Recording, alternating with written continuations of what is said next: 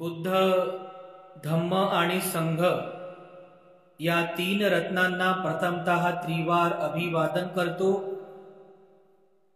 Bodhisattva doctor Babasaheb Ambedkar यांच्या समग्र धम्म क्रांतीमध्ये जीवनाच्या शेवटच्या श्वासापर्यंत समर्पित राहून आजच्या या मंगलमय प्रसंगी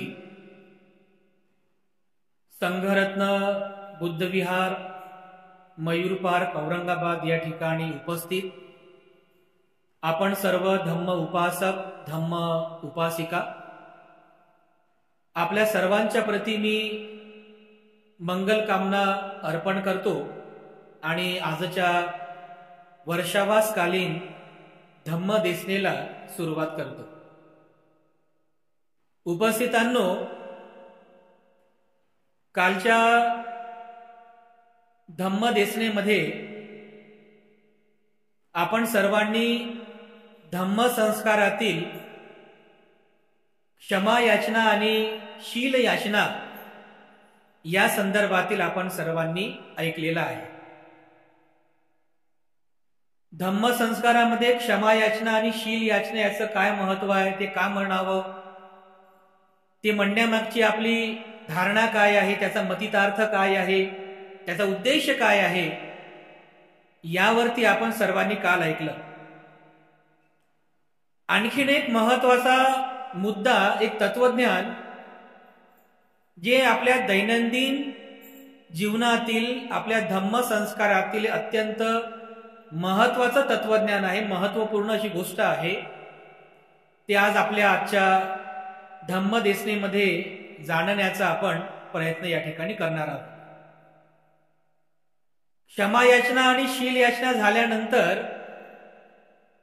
त्रिशरण आणि पंचशील आपण सर्व ग्रहण करतो भंतेजींकडून, बरोबर आहे। त्रिशरण आणि पंचशील ग्रहण करण्यापूर्वी किंवा एखाद्या सुत्त पठणाला सुरुवात करण्यापूर्वी किंवा एखाद्या मंगल कार्याला सुरुवात करण्यापूर्वी एक गाथा आपण नेहमी म्हणत असतो, ज्या गाथेचा उल्लेख अगदी सुरुवातीला मी केला। नमो तस्स भगवतो अरहतो सम्मा संबुद्धस्स। नमो तस्स भगवतो अरहतो सम्मा संबुद्धस्स ही गाथा आपण नेहमीच अगदी सुरुवातीलाच म्हणतो आणि त्या गाथेनंतर मग त्रिशरण ग्रहण करतो, द्वितीयंपी पुन्हा त्रिशरण ग्रहण करतो, तृतीयंपी पुन्हा त्रिशरण ग्रहण करतो, मग पंचशील ग्रहण करतो, अष्टशील ग्रहण म्हणतो, वगैरे वगैरे। पण सुरुवात जी आहे ती या गाथेद्वारे होते। या गाथेला धम्म संस्कारामध्ये बुद्ध नमन गाथा असं म्हणतात, म्हणजे बुद्धाला नमन करणे। त्रिशरण ग्रहण करण्यापूर्वी बुद्धाला आपण नमन करीत असतो, शील ग्रहण करण्यापूर्वी आपण बुद्धाला नमन करीत असतो। तर ही जी गाथा आहे, या गाथेचा सुद्धा संदर्भ अतिशय महत्वाचा आहे। या गाथेचा अर्थ काय आहे, पुस्तकांमध्ये सुद्धा या गाथेचा अर्थ दिलेला आहे, साधा सोपा अर्थ आहे। नमो तस्स, नमो म्हणजे नमन करणे, पाली वचन आहे, पाली भाषा आहे। नमो म्हणजे नमन करणे, तस्स म्हणजे त्यांना किंवा त्याला। नमो तस्स, मी त्यांना नमन करतो, कोणाला? नमो तस्स भगवतो, जे भगवान आहेत, अरहतो, जे अर्हत आहेत, सम्मा संबुद्धस्स, जे सम्यक संबुद्ध आहेत। म्हणजे असं व्यक्तिमत्व की जे व्यक्तिमत्व या तीन महान गुणांनी युक्त आहे, आणि म्हणून मी अशा महान गुणांनी युक्त अशा या महान व्यक्तिमत्वाला मी नमन करतो। नमो तस्स भगवतो अरहतो सम्मा संबुद्धस्स ही गाथा जर पाली त्रिपिटकाचं आपण जर अध्ययन केलं तर पाली त्रिपिटकामध्ये असं कुठं बुद्ध वंदना, बुद्ध नमन गाथा असं कुठं उल्लेख नाहीये। जसं आपण म्हणतो ना त्रिशरण पंचशील गाथा, असं कुठे उल्लेख नाहीये त्रिपिटकामध्ये. बुद्ध नमन गाथा असं स्पेसिफिक कोणता चॅप्टर कोणता वर्ग करून असं कुठे लिहिलेलं नाहीये. पण काही महत्वपूर्ण संदर्भामध्ये सुत्तांमध्ये भगवान बुद्धांची महती गात असताना, भगवान बुद्धांची प्रशंसा करीत असताना भिक्खूंकडून किंवा आपल्यासारख्या उपासक उपासिकांकडून अशा प्रकारे नमो तस्स भगवतो अर्हतो सम्मा संबुद्धस्स या गाथेचा उल्लेख करण्यात आलेला आहे. त्यामुळे या गाथेचा संदर्भ कुठं आहे ते आपण अगोदर जाणून घेऊया. ही गाथा नेमकी आहे कुठली? या गाथेला सर्वप्रथम कोणी म्हटलं तर बऱ्याचशा ऐतिहासिक ग्रंथांमध्ये असा उल्लेख आहे की ज्या वेळेस भगवान बुद्धगया या ठिकाणी निरंजना नदीच्या काठी त्या पवित्र बोधी वृक्षाखाली ध्यान मनन चिंतन करतात. विविध पायऱ्यांनी जाऊन आपल्या संपूर्ण पारमिता पूर्ण करून ते आपल्या पारमी बलाने चिंतन करून ते या मानवी जीवनातील दुःखाचं चिंतन करतात. त्या दुःखाच्या कारणांचं चिंतन करतात. त्या कारणांचा निरोध कसा करावा याचं चिंतन करतात. त्याचा पटीपदा म्हणजे मार्ग कोणता आहे त्याचं चिंतन करतात. जेव्हा ते सर्व तत्वज्ञान सर्व ज्ञान प्राप्त करतात, बुद्धत्वाची प्राप्ती करतात, जेव्हा ते बुद्ध होतात तर बुद्ध झाल्यानंतर ते त्यानंतरही 7 आठवडे त्याच बुद्धगयाच्या त्या परिसरामध्ये व्यतीत करतात. ते बघा एक गाथा आहे. पूजा करत असताना आपण गाथा म्हणतो पठमंग बोधिपल्लकं. पहिला आठवडा बोधिवृक्षाखाली व्यतीत केला. द्वितीयंच अनिमिसंग. दुसरा आठवडा अनिमेष चैत्य आहे तिथे घालवला. तृतीयं चंकमनं सेठ्ठं. तिसरा आठवडा चंक्रमन स्थळी घालवला. म्हणजे बोधिवृक्ष ते जे अनिमेष चैत्य आहे त्याच्या मधात जो भाग आहे तिथे तृतीयंच चंकमनं सेठ्ठं. चतुर्थ रत्नाघरं. चौथा आठवडा रत्नाघर या ठिकाणी व्यतीत केला. पंचमं अजपालंच. 5वा आठवडा अजपाल येथे व्यतीत केला. मुचिलंदेन छट्टमं. 6वा आठवडा मुचिलिंद या ठिकाणी व्यतीत केला. सत्तमं राजायतनं वंदे तं मुनिसेवितं. 7वा आठवडा कुठे गेला?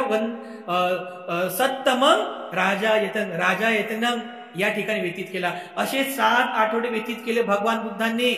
त्या बुद्धगयेमध्ये बुद्धत्व प्राप्त झाल्यानंतरही जेव्हा सुरुवातीचे 3 आठवडे भगवान बुद्ध व्यतीत करतात. पठमं बोधिपल्लकं, द्वितीयंच अनिमिसं, तृतीयं चंकमनं सेठ्ठं. आणि जेव्हा 4था आठवडा चतुर्थ रत्नाघरं. 4था आठवडा ते रत्नाघर या ठिकाणी व्यतीत करतात. जे लोक बुद्ध घ्यायला गेलेत तर त्यांना ते रत्नाघर बघितलं असेल. 4था आठवडा तिथे व्यतीत केला. तर त्या 4थ्या आठवड्यामध्ये भगवान बुद्धांनी प्रतित्य समुत्पाद सिद्धांताचं चिंतन केलं. प्रतित्य समुत्पाद सिद्धांत कार्य कारण भावाचं म्हणजे दुःख काय तर दुःखाचे कारण काय याचं चिंतन केलं. कार्य कारण भाव त्याचं चिंतन करता करता करता तर ज्या वेळेस त्यांनी या कार्य कारण भावाचं आणखीन चिंतन केलं, त्या बुद्धत्वाचा आस्वाद घेतला, चिंतन पूर्ण झालं, त्यांना सर्वस्व समजलं, तर त्याच 4थ्या आठवड्यामध्ये असं म्हणतात की भगवान बुद्धांच्या शरीराच्या मागून म्हणजे पाठीचा जो मागचा भाग आहे, डोक्याचा जो मागचा भाग आहे, त्या मागच्या भागातून 6 प्रकारच्या म्हणजे 6 प्रकारच्या त्याला काय म्हणतात 6 प्रकारची किरण, 6 प्रकारची बुद्धत्वाची किरण बाहेर पडली. आपण पंचरंगी ध्वजामध्ये बघा, पंचरंगी ध्वज आहे ना, निळा, पिवळा, लाल, केशरी आहे की नाही, त्याच्यानंतर पांढरा, बरोबर आहे. तर असे जे 5 रंग आहेत, हे 5 रंग आपण काय आहेत, हे 5 रंग भगवान बुद्धाच्या बुद्धत्वामधून 4थ्या आठवड्यामध्ये जी बुद्धत्वाची किरण निघाली होती त्या किरणांचा समुच्चय आहे. पण ऍक्च्युली भगवान बुद्धाच्या बुद्धत्वाच्या त्या 4थ्या आठवड्यामधून 6 किरणं निघाली होती. 6 किरणं त्या 6व्या किरणाला मज्जिद टका असं म्हणतात.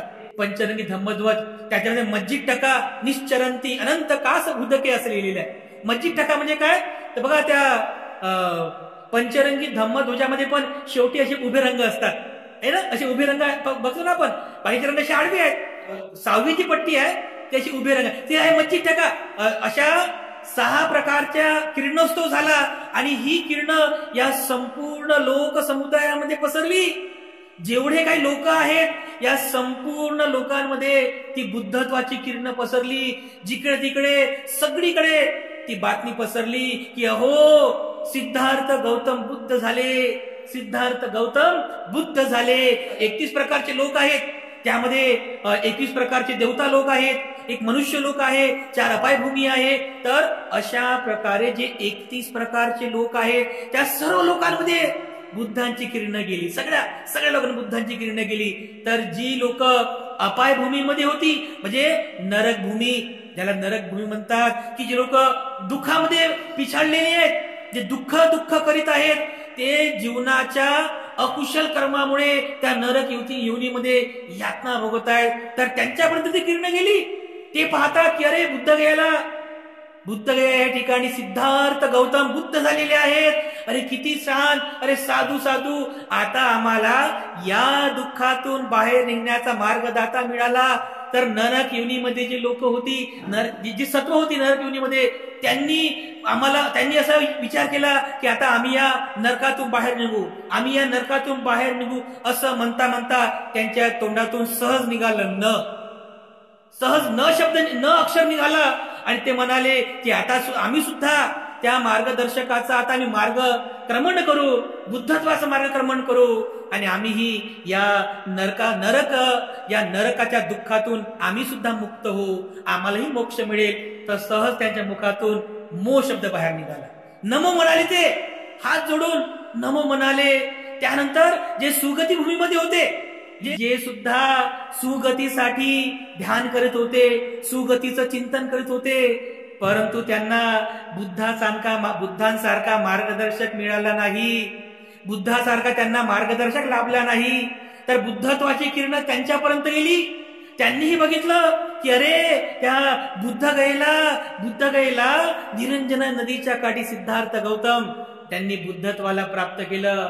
आता आम्हाला मार्गदाता मिळाला. आता बुद्धाचं मार्गक्रमण आम्ही सुद्धा करू. तर ते म्हणाले आम्ही सुद्धा आमच्या जीवनामध्ये जेवढ्याही तृष्णा आहेत, या लोकभूमीमध्ये जेवढ्या तृष्णा आहेत, त्या सगळ्या तृष्णा आम्ही भग्न करून टाकू. तर त्यांच्या तोंडातून तृष्णा शब्द निघाला, त्यांच्या तोंडातून असं अक्षर निघालं. आणि मग ते म्हणाले आम्ही पण आता अनेक वर्षांपासून या सुगतीसाठी आम्ही चिंतन करीत आहोत, सुगतीसाठी आम्ही वाट पाहत आहोत. आता बुद्धाचा उपदेश ग्रहण केल्यानंतर आम्हालाही सुगती मिळेल. ते म्हणाले की आम्ही सुगतीला प्राप्त करू. ते म्हणाले की तत्स, त्या नमो तस्स. आणि लगेच जी काही देवताभूमी आहे, त्या देवताभूमीतील सगळे देवता लोक जे लोक कुशल असतात, पुण्यवान लोक असतात, ते पुण्यवान लोक सुद्धा हात जोडून म्हणतात नमो तस्स भगवतो अरहतो सम्मा संबुद्धस्स. अरे या पृथ्वीवर भगवान झालेले आहेत, अरे या पृथ्वीवर अरहत झालेले आहेत, अरे या पृथ्वीवर सम्मा संबुद्ध म्हणजे सम्यक संबुद्ध झालेले आहेत. आनंदी होतात की आता आम्हाला आमचा मार्गदाता मिळाला, भगवान अरहंत सम्यक संबुद्ध मिळाले. आणि मग ती गाथा तिथून बौद्ध संस्कृतीमध्ये आणि धम्म संस्कारामध्ये या ठिकाणी प्रचलित झाली. जिकडे तिकडे लोक भगवान बुद्धांचा उद्घोष करीत होते, प्रशंसा करीत होते. नमो तस्स भगवतो अरहतो सम्मा संबुद्धस्स. मी त्या भगवान अरहत सम्यक संबुद्धाला नमस्कार करतो, नमन करतो. आता ज्या वेळेस आपण शब्द म्हणतो ना भगवान, त्यानंतर अरहत, सम्मा संबुद्धस्स, सम्यक संबुद्ध, बऱ्याच वेळेस केवढे शब्द आपण वाचतो, आपल्याला पाठ सुद्धा आहेत, पण या शब्दाचा मौलिक अर्थ काय आहे ते सुद्धा आपल्याला माहित असला पाहिजे. कारण हा आपल्या दैनंदिन जीवनाचा आणि दैनंदिन धम्म संस्काराचा भाग आहे. भगवतो म्हणजे भगवान म्हणजे काय, अरहतो अरहत म्हणजे काय, सम्मा संबुद्धस्स सम्यक संबुद्ध म्हणजे काय? तर ह्या शब्दांचा अर्थ आपल्याला समजला पाहिजे. जोपर्यंत या शब्दांचा अर्थ आपल्याला समजणार नाही तोपर्यंत आपल्या मनामध्ये अनेक प्रकारच्या अज्ञान राहतात. आज बघा, एखाद्या वेळेस जेव्हा आपण भगवान हा शब्द उच्चारतो, भगवान, तर भगवान शब्द उच्चारल्याबरोबर आपल्या डोक्यामध्ये काय विचार येतात? भगवान म्हटलं की ते 4 हाताचे, हवेमध्ये उडणारे, चमत्कार करणारे, स्वर्गामध्ये राहणारे वगैरे वगैरे असे विचार येतात ना का? बरोबर आहे. भगवान म्हटले की तेच येते आपल्या डोक्यामध्ये. काय येते? कारण हजारो वर्षांपासून आपल्या डोक्यामध्ये तेच भरवलेलं आहे.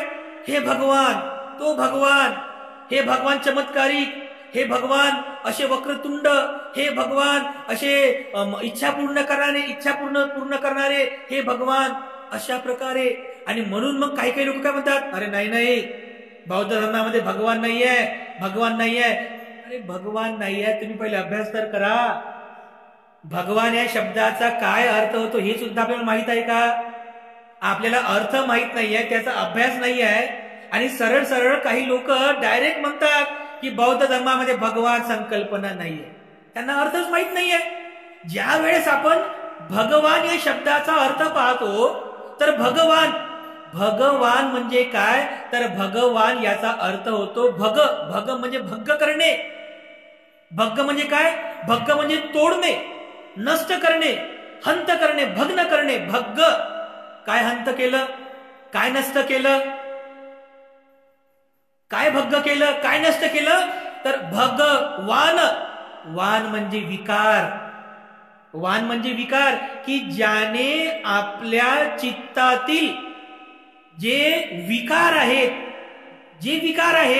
ते विकार भग्ग केले. ज्याने आपले विकार नष्ट केले तो भगवान झाला, भगवान.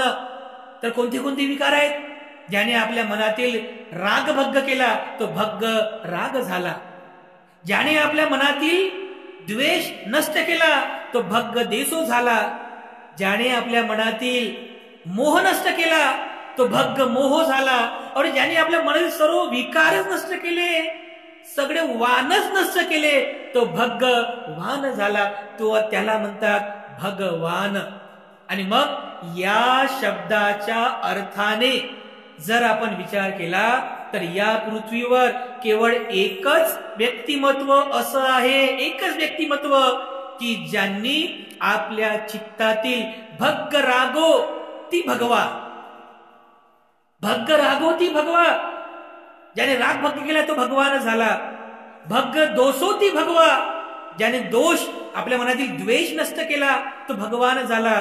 भग्ग मोहोती भगवा. ज्याने मोह भग्ग केला तो भगवान झाला. भग्ग दिठ्ठती भगवा. ज्याने सर्व प्रकारच्या मिथ्या दृष्टी भग्ग केली तो भगवान झाला. भग्ग क्लेशी ती भगवा. ज्याने सर्व प्रकारचे क्लेश भग्ग केले तो भगवान झाला. मग तुम्ही चिंतन करा की या पृथ्वीवर असं कोणतं व्यक्तिमत्व आहे की ज्यांनी आपल्या मनातील राग, द्वेष, काम, क्रोध, मोह, माया, वासना, अहंकार, गर्व, दुर्भावना, लोभ, दुर्विचार, सर्व दुर्भावना सगळे नष्ट केले. ते एकच होते हो, भगवान. कारण सिद्धार्थ गौतमाने बुद्धत्वाच्या मार्गाने जाऊन त्यांनी हे पद प्राप्त केलं. भगवान हे त्यांचं नाव नाहीये. भगवान हे त्यांचं नाव नाहीये.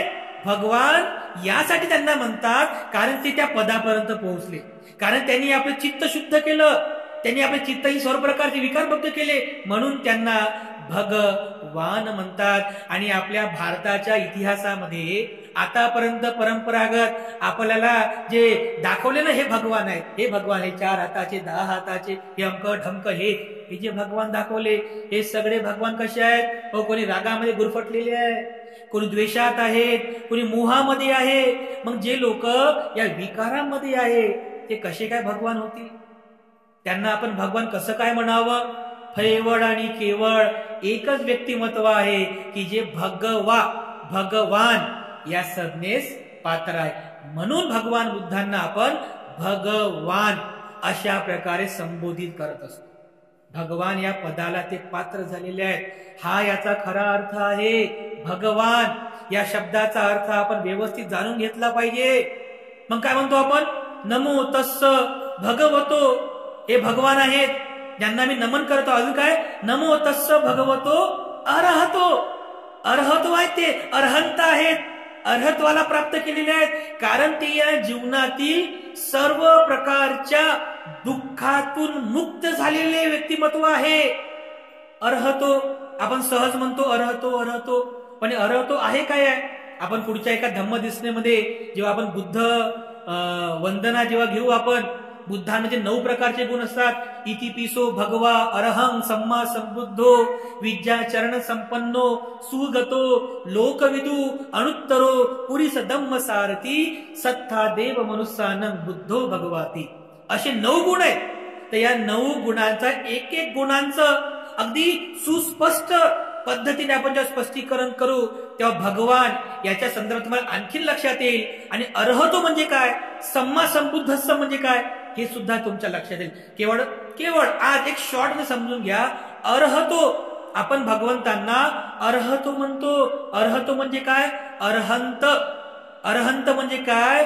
तर या मानवी जीवनातील जो दुःखमुक्तीचा मार्ग आहे, जे नेहमी नेहमी भगवान बुद्ध सांगतात की हा दुःखमुक्तीचा मार्ग आहे, हा दुःखमुक्तीचा मार्ग आहे. तर जो दुःखमुक्तीचा मार्ग आहे त्या मार्गावर आरूढ होण्यासाठी आणि त्या मार्गाचं आचरण करीत असताना तुम्हाला 10 प्रकारच्या अडचणी येतात. दुःखमुक्तीचा मार्ग आचरण करीत असताना, त्याचं आचरण करीत असताना तुमच्या समोर तुम्हाला 10 प्रकारची बंधनं येतात, 10 प्रकारच्या अडचणी येतात, 10 प्रकारचे ब्रेकर्स येतात. त्यालाच बुद्ध तत्वज्ञानामध्ये संयोजन असं म्हणतात.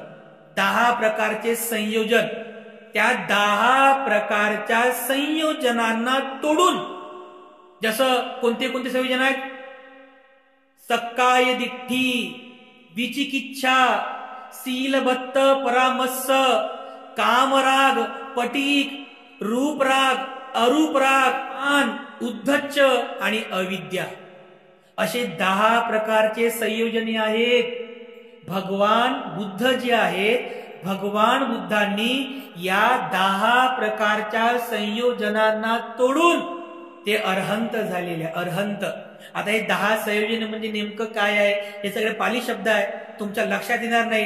पण आया आपल्या वर्षावासाच्या धम्मदेशनाच्या सत्रामध्ये हे सगळं आपण जाणणार आहोत की नेमका दुःखमुक्तीचा मार्ग कोणता आहे आणि अर्हतो म्हणजे अर्हंत पद काय आहे. तर हे 10 संयोजन कोणते कोणते आहेत? तर सुरुवातीचे 3 संयोजन तोडले, सक्काय दिठ्ठी, विचिकिच्छा, शीलबत्त परामर्श, तर तो व्यक्ती श्रोतापन्न होतो. आणखीन 2 संयोजने ती तोडली की त्यानंतर तो सकृदागामी होतो. आणखीन 2 संयोजने तोडली तो अनागामी होतो. आणखीन बाकीचे उरलेली संयोजने तोडतो तर तो अर्हंत होतो. आपण नाही का संघवंदनेमध्ये म्हणतो ना, अठ्ठ पुरी सपुग्गला आहे ना, चत्तारी येतानी अठ्ठ पुरी सपुग्गला एस भगवतो सावक संगो. याचा अर्थ काय होतो? चत्तारी पुरुष युगानी, 4 प्रकारचे पुरुष, पुरुष युगानी, युगानी म्हणजे युग्म, जोड्या. चत्तारी पुरुष युगानी म्हणजे 4 प्रकारच्या पुरुषांच्या जोड्या या संघामध्ये. चत्तारी पुरुष युगानी अठ्ठ पुरीस पुग्गला. पुग्गला म्हणजे पुरुष. 8 प्रकारचे पुरुष असतात या संघामध्ये. कोणते कोणते 8 प्रकारचे पुरुष? जसं तुम्हाला मी आता सांगितलं, हे 10 संयोजने दुःखमुक्तीच्या मार्गातील 10 संयोजने आहेत.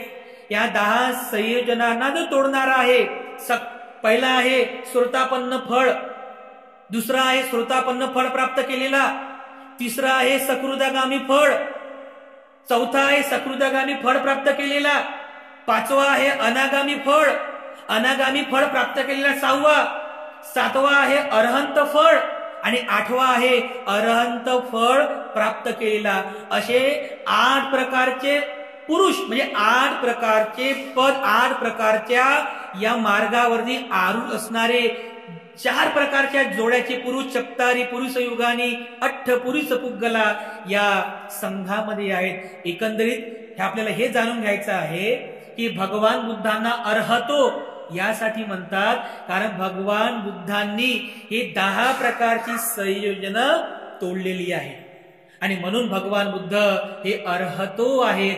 असे अर्हतो या पृथ्वीवरती केवळ भगवान बुद्ध आणि भिक्खू संघातील श्रावक संघ आहे।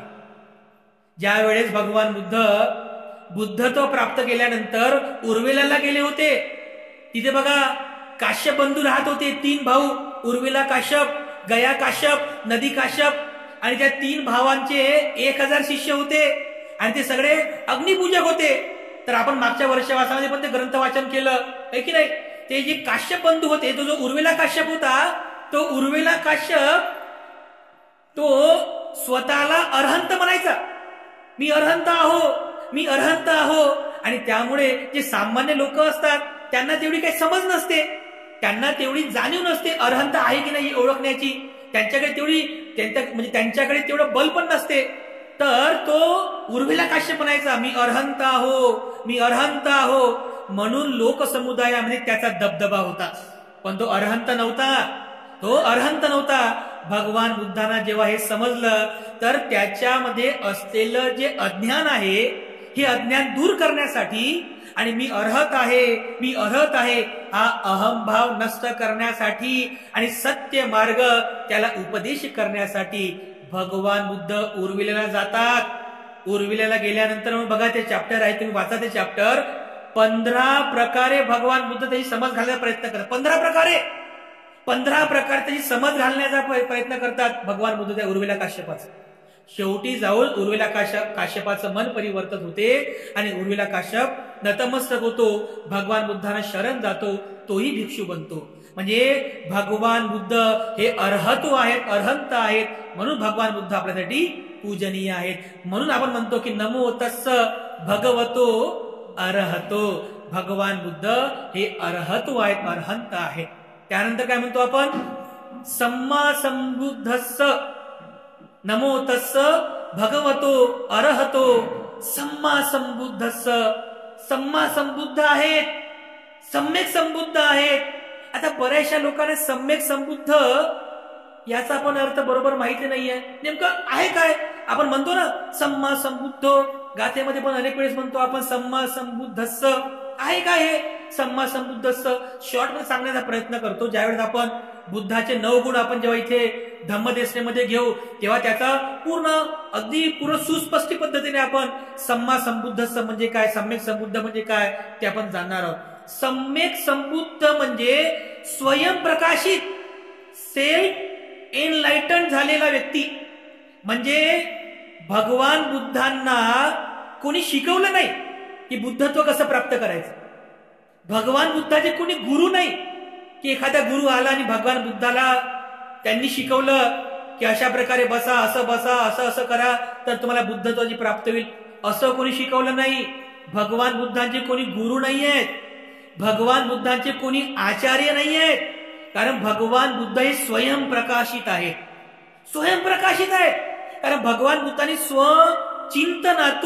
स्वचिंतनातून त्यांनी या मानवी जीवनातील ह्या दुःख मुक्तीच्या मार्गाचा शोध घेतलेला आहे आणि केवळ शोधच घेतला नाही, केवळ बुद्धत्वाची प्राप्तीच केली नाही, तर त्यांनी ते बुद्धत्वाचं ज्ञान ते स्वतःपुरतं मर्यादित न ठेवता त्यांनी ते ज्ञान लोकांना सांगितलं।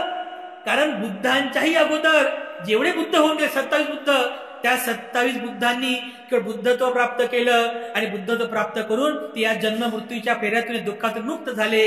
परंतु सिद्धार्थ गौतम म्हणजे भगवान बुद्ध हे केवळ बुद्धत्व प्राप्त करून शांत बसत नाहीत, तर ते स्वतः 45 वर्षांपर्यंत बहुजनांच्या हितासाठी, बहुजनांच्या सुखासाठी सतत फिरत राहतात।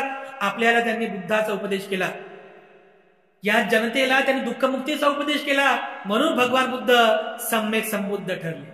त्यांनी स्वतःच्या चिंतनातून हे बुद्धत्वाचं ज्ञान प्राप्त केलं, म्हणून ते सम्यक संबुद्ध ठरले।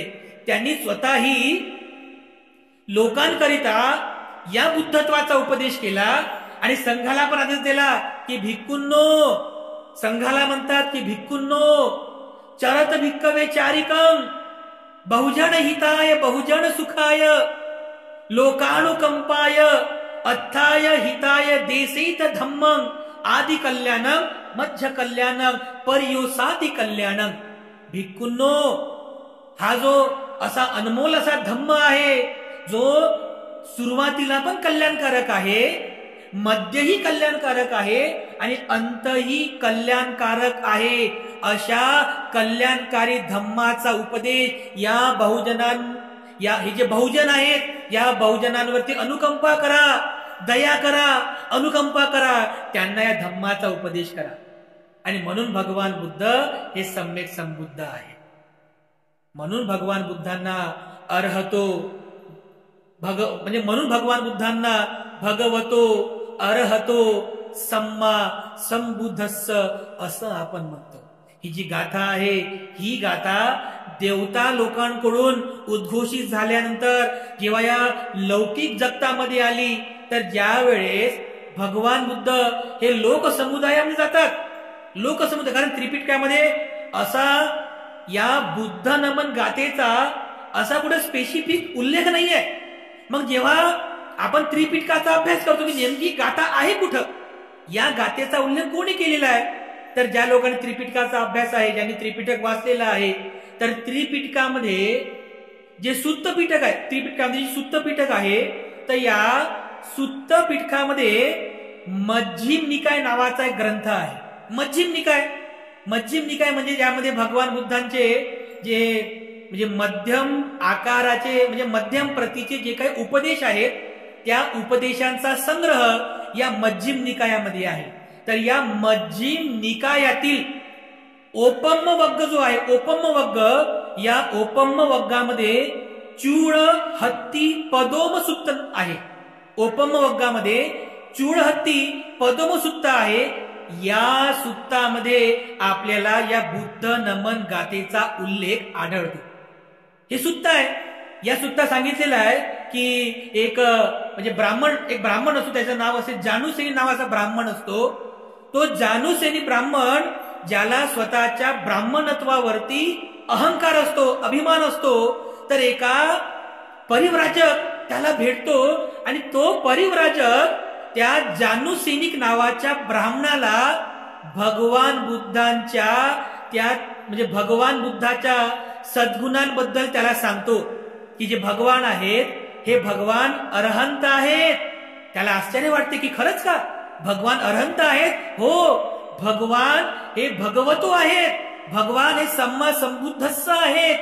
तर जेव्हा त्या जानुसेनिक ब्राह्मणामध्ये आणि त्या परिव्राजकामध्ये हा संवाद होतो, तो परिव्राजक पूर्ण पद्धतीने त्या ब्राह्मणाला सांगतो की भगवान जे बुद्ध जे आहेत हे कशा पद्धतीने भगवान आहेत, हे कशा पद्धतीने अर्हतो आहेत, हे कशा पद्धतीने सम्मा संबुद्धस्स आहेत. तेव्हा तो जानुसेनिक नावाचा ब्राह्मण त्याला समजतं आणि तो तेव्हाच्या तेव्हाच भगवान बुद्धांना भेटण्यासाठी श्रावस्तीला जातो.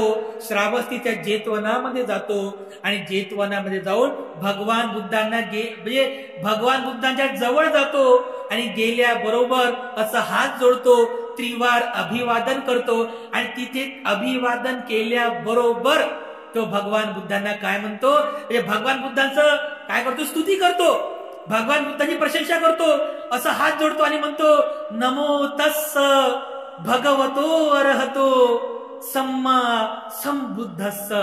ब्राह्मण म्हणतो म्हणजे त्याने भगवान बुद्धाची स्तुती केली.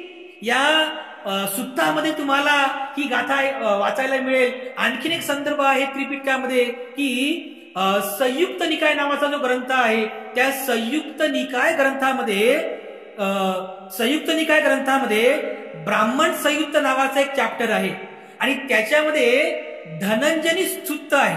धनंजनी सुत्त, तर धनंजनी जी असते ते एका भारद्वाज ब्राह्मणाची पत्नी असते.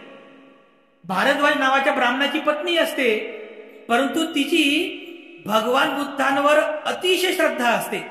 तर एकदा ती धनंजनी ब्राह्मणी आपल्या ब्राह्मण पतीला जेवण वाढीत असते.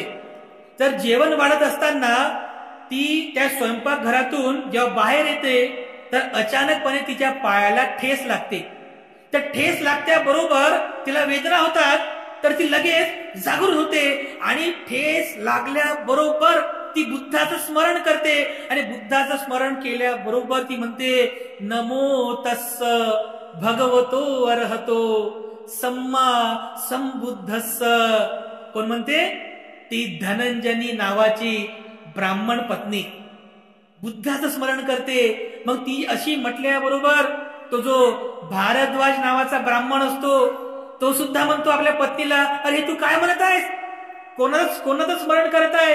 मग ती म्हणते मी ते भगवान अर्हतो सम्मा संबुद्धस्स, मी त्यांचं स्मरण करीत आहे. मग ती सुद्धा त्या ब्राह्मण पतीला समजावून सांगते की कशा प्रकारे हे आहेत, हे भगवान आहेत, अर्हतो आहेत, सम्मा संबुद्धस्स आहेत. तर अशा प्रकारचा उल्लेखही आपल्याला त्या सुत्तामध्ये आढळतो. आणखीन एक संदर्भ आहे त्रिपिटकामध्ये की मज्जिम निकायाच्या एका ब्रह्मायू सुत्त नावाचं एक सुत्त आहे. ब्रह्मायू नावाचं एक सुत्त आहे मज्जिम निकायामध्ये. तर या मज्जिम निकायातील या सुत्तामध्ये सुद्धा आपल्याला त्या ब्रह्मायू ब्राह्मणाद्वारा भगवान बुद्धाची महती गाताना, प्रशंसा करताना, स्तुती करताना त्याने सुद्धा भगवान बुद्धाला अशाच प्रकारे हात जोडून नमो तस्स भगवतो अर्हतो सम्मा संबुद्धस्स अशा प्रकारे भगवान बुद्धांची प्रशंसा केलेली आहे.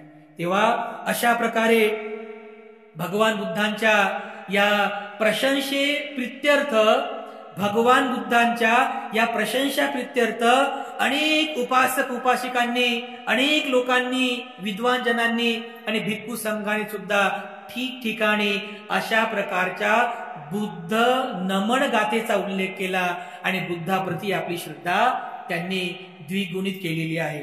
तेव्हा अशा प्रकारे जेव्हा कधी आपण या बुद्ध नमन गाथेचा उल्लेख करतो तेव्हा तेव्हा आपल्याला बुद्धामध्ये असणाऱ्या या 3 गुणांचं स्मरण झालं पाहिजे की आपण ज्यांना नमन करत आहोत, नमो तस्स, ज्यांना आपण नमन करत आहोत ते जे नमन करत आहोत ते सहज करत नाहीये.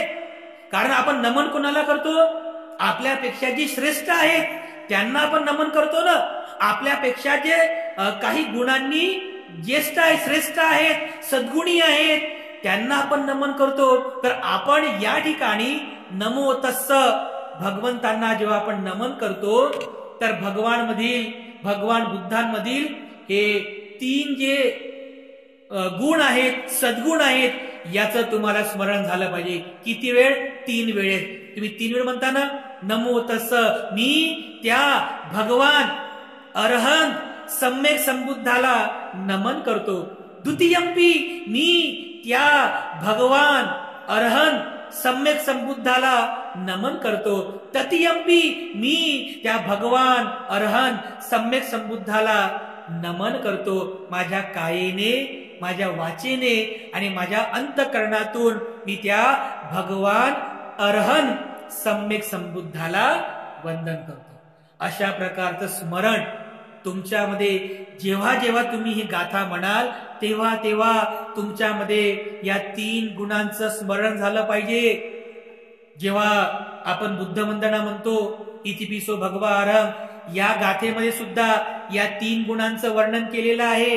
हे 3 गुण, या 3 गुणांच्या व्यतिरिक्त आणखीनही 6 गुण भगवान बुद्धांमध्ये असतात. हे तर 3च गुण म्हणतो आपण, पण जेव्हा तुम्ही बुद्ध गुणवंदना म्हणाल तर बुद्ध गुणवंदनेमध्ये या 3 गुणांच्या व्यतिरिक्त आणखीन 6 गुणांचा उल्लेख आहे. तर ते 3 गुण तर आपण बघितले, शॉर्ट मध्ये बघितले. याचं जे तत्वज्ञान फार मोठं तत्वज्ञान आहे. या व्यतिरिक्त आणखीन जे 6 गुण आहेत त्या सर्व 6 गुणांचं म्हणजे एकंदरीत बुद्धांमध्ये असणाऱ्या 9 गुणांचं स्पष्टीकरण आपण पुढच्या धम्मदेशनेमध्ये करणार आहोत. धम्मामध्ये असणारे जे 6 गुण आहेत स्वाखातो भगवता धम्मो, ही जी गुणवंदना आहे, या 6 गुणांचं वर्णन स्पष्टीकरण आपण धम्मदेशनेमध्ये करणार आहोत.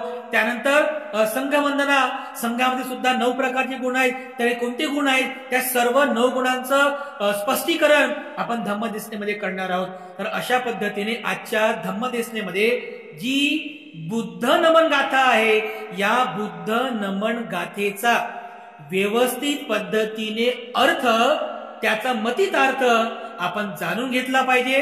आपण त्याचा अर्थ जाणून घेतला पाहिजे. आणि जेव्हा जेव्हा आपण भगवान बुद्धांपुढे आपण नतमस्तक होऊ, भगवान बुद्धांना आपण नमन करू, आणि जेव्हा जेव्हा तुम्ही गाथा म्हणाल, त्या वेळेस तुम्हाला भगवान बुद्धांमध्ये असणाऱ्या या 3 गुणांचं स्मरण व्हावं, या 3 गुणांचं स्मरण तुम्हाला व्हावं, आणि तुम्ही सुद्धा तुमच्या पुण्यकर्माने आपल्या जीवनामध्ये आपणही या बुद्धत्वाच्या मार्गाने जाऊन, आपणही या दुःखमुक्तीच्या मार्गाने जाऊन या जीवनातील परमोच्च असं निब्बाण सुख प्राप्त करावं.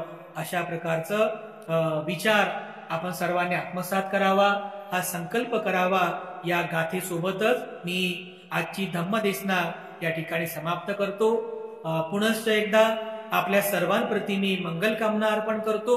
आपल्या सर्वांचं मंगल हो, आपल्या सर्वांचं कल्याण हो, अशी सद्भावना व्यक्त करून तथागतांच्या आशीर्वाद गाथेद्वारे आजची धम्मदेशना आणि धम्मसंस्कार समाप्त करतो. सबेंतियो विवजन्तु सब्बरोगो विनस्तु माते भवत्वन्तरायो सुखी दीर्घायुको भव. अभिवादनशीली स नित्यं वड्ढापचायिनो चत्तारो धम्मा वड्ढन्ति आयुवन्नो सुखं बलन्ति.